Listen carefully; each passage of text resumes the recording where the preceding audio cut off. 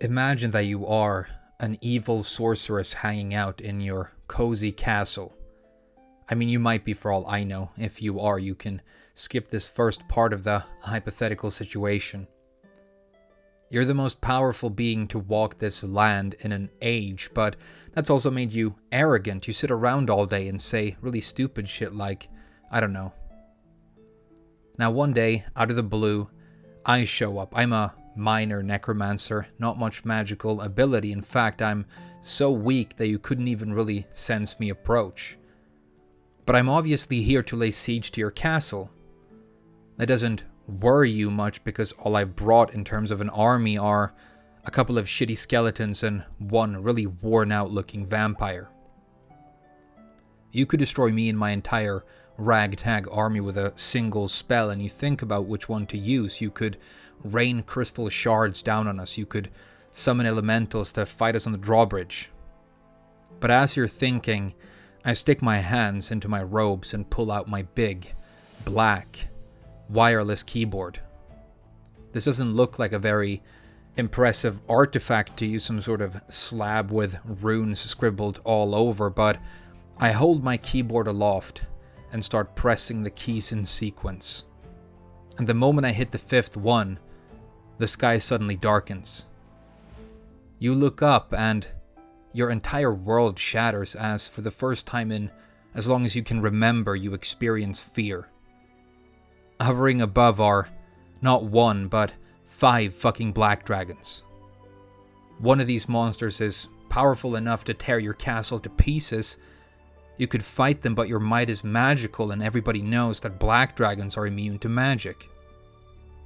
Now I can only speculate on what races through your very advanced mind as your doom descends upon you, but if I had to hazard a guess, I'd say maybe it's something like,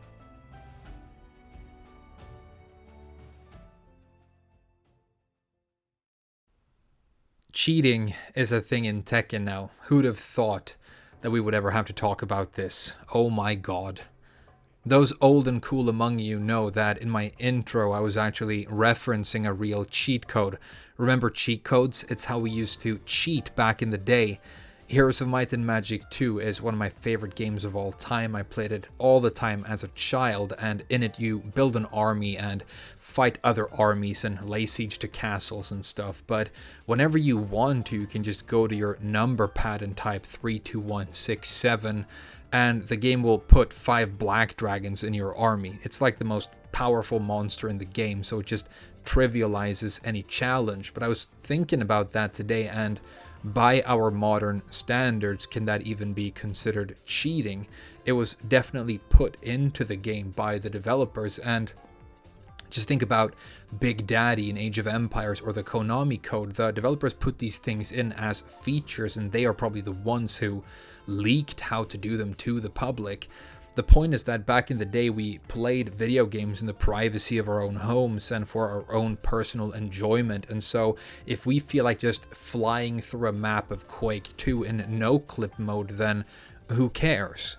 But modern fighting games is a slightly less innocent world. It's a hyper neo-monetized industry. You can make a living now playing fighting games, either by being very good at them or by being good at talking about or analyzing them, or you can just play them with your tits out. And that means that gaining unfair advantages has become a lot more desirable, but also a lot more problematic. I made this list of different ways you can attempt to gain unfair advantage in Tekken right now. This isn't a comprehensive list, or probably many other things out there, but it's interesting to note that most of them have to do with the game making the move onto PC, and that means that I don't have to worry about most of them because I actually play on console still for the most part, and here in East Asia PC gaming isn't really a big thing yet, and so there's still a lot of people playing the game on PlayStation, which is nice because I prefer playing fighting games on my couch as opposed to at my desk, but that's by the by. Now, You're probably familiar with most of the items on this list. Plugging, severing your internet connection before you incur a loss, save data manipulation. Now, I'm not an expert in how this works technically, but it has to do with going into your game files and making sure that you don't get losses. Overlays, this is a hot topic. The reason I'm talking about this right now is people started sending me messages because of something that happened with overlays. Apparently, someone recently used it in an online tournament. We're going to come back to overlays in a little bit. Macros, that's, having inputs mapped to buttons. So, for example, you can press one button, get a perfect electric every time, or a backdash, or a wave dash, or whatever. Automated inputs, that's, people talk about auto blocking, but I've also seen auto interrupts and auto attacking. The opponent can react automatically to everything you do at superhuman speed and just neutralize everything. Broken characters or overpowered characters is much more of a gray area, of course, but it's certainly been a big topic of discussion for this version of Tekken. Alternative controllers, I've seen people talk about how, mix boxes or hit boxes should be considered cheating because they make certain inputs too easy to perform, and the list goes on. Now, what I think is interesting about this as I was making a list is I realized that almost everybody out there probably has one or a couple of items on this list that they don't really consider cheating or that unfair, maybe even a couple of things that they think are completely fine. And that's sort of the point I'm trying to get to. It's problematic because there's a really, really big gray area. The whole question sort of becomes, what should the rules be, who should decide them, and how should they be enforced? Does it rest entirely on the shoulders of Namco? Well, I don't know that Namco have the tools to deal with these really sophisticated ways of cheating. They certainly haven't done much so far, and we've known about stuff like save data for a long time. I didn't see any new anti-cheating features rolled out in Season 4 alongside the aggressively monetized DLC character and stage. I feel like Namco's priorities lie elsewhere. Now, I don't doubt most Tekken players would agree. If you're using a macro to give yourself frame-perfect inputs whenever you want them, you should probably be banned from all competitive modes forever. But what about these slightly more subtle ones, like overlays? Well, first of all, what are they? You could think of it this way. What if you could take the frame data display feature from practice mode and lift that into live matches? Using third-party software, by the way. That's a really important point. What does that allow you to do? Well, whenever you see a move, you can learn about it, and so you can deal with it better with every subsequent repetition.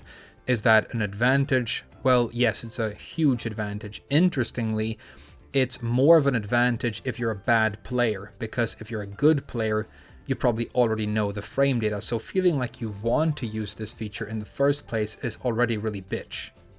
It's also funny how it's really easy to play devil's advocate for things like overlays. I could see people saying things like, if frame data is publicly available but I'm not allowed to reference it during the match, does that mean that I can't check my phone between rounds? What about things like coaching? Is the problem the fact that the frame data is on the screen? Well, can I open Tekken in a second window and check frame data there? Can I write frame data on a post-it note and put that on the screen? I could see the argument becoming really tedious and really ridiculous. But what do I think? Should overlays be allowed in online play? Well, it's not even almost the kind of thing I'm interested in trying to decide for others. I'm honestly kind of baffled that so many people are interested in these features to begin with, because they kind of defeat the point of playing fighting games to me.